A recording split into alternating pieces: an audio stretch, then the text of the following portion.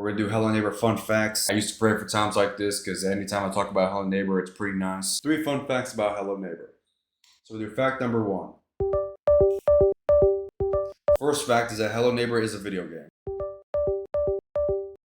The second fact is comparing the video game and the TV show tone. Now, just in case you don't know, there's sort of like 2 lores that I put in my headcanon. There's the video game lore, like all the games, and then there's the TV show lore. Where in the TV show, you could sort of loosely put Hello Neighbor prequel. It's the Hello Neighbor prequel game where you play as the neighbor's kids, and then you could jump straight to the show where Nicky, the main protagonist, is with his gang trying to help and find their lost kid or friend who's basically been kidnapped by the neighbor who's the friend's dad.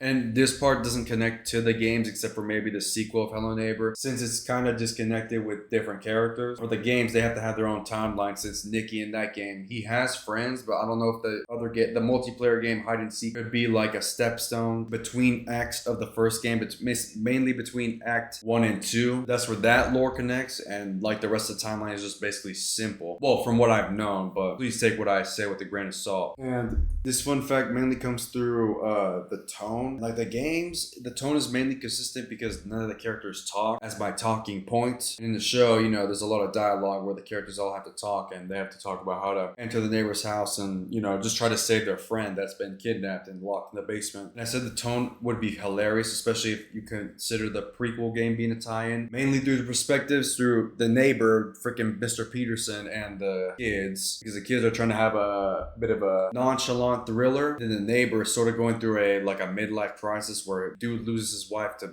freaking bad driving, and one of his kids gets freaking psychosis from a freaking I think it was a tricycle theory, and his other kid, his daughter dies. His life is just miserable, and he's been hunted by the freaking shadow monster.